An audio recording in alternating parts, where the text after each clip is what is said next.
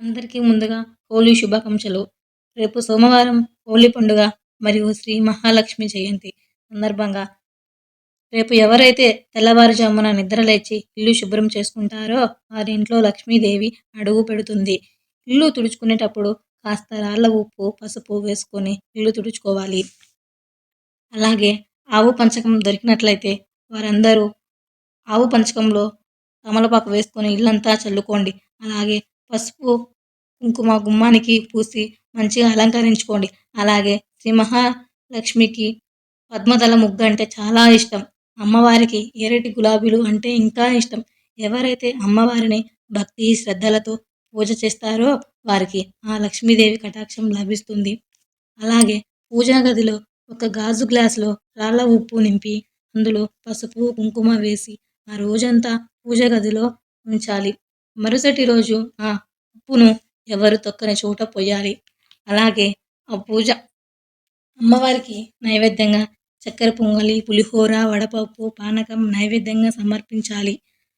అలాగే రేపు ఎవరైతే రేపు ఎవరైతే కలబంద మొక్కను ఇంటికి తెచ్చుకొని నాటుకుంటారో వారికి లక్ష్మీదేవి అనుగ్రహం ఉంటుంది. అలాగే శ్రీ మహావిష్ణువుకు ఎంతో ఇష్టమైన ఉసిరి చెట్టును ఇంటికి తెచ్చుకుంటారో వారికి శ్రీ మహావిష్ణువు అనుగ్రహంతో పాటు శ్రీ మహాలక్ష్మి అనుగ్రహం కూడా మీకు ఉంటుంది.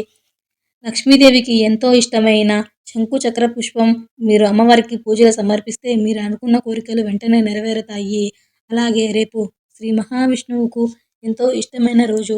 ఎవరైతే సంతానం లేదని బాధపడుతున్నారో వారంతా శ్రీ మహావిష్ణువుకు వెన్నె నైవేద్యంగా పెట్టి ఓం క్లీం కృష్ణాయే నమః అని 108 సార్లు జపిస్తారో వారికి శ్రీ మహావిష్ణువు అనుగ్రహం ఉంటుంది. అలాగే శ్రీ మహావిష్ణువుకు ఎంతో ఇష్టమైన వెన్నె నైవేద్యంగా స్వీకరించి శ్రీ మహావిష్ణువుకు ఇష్టమైన ఓం క్లీం కృష్ణాయే నమః అని 108 సార్లు జపిస్తారో వారికి తప్పక సంతానం లభిస్తుంది. అలాగే రేపు సాయంత్రం పూజ అయిపోయిన తర్వాత ఆ వెన్నె మీరు నైవేద్యంగా స్వీకరించి ఆ శ్రీ మహావిష్ణువుకు దండం పెట్టుకొని తన వంశం వృద్ధి చెందాలని ఆ శ్రీ మహావిష్ణువుకు మనసారా ప్రార్థించండి. ఆ శ్రీ మహావిష్ణువు సంతోషపడి మీకు సంతానం ప్రసాదిస్తాడు. ఓం శ్రీ మాత్రే నమః.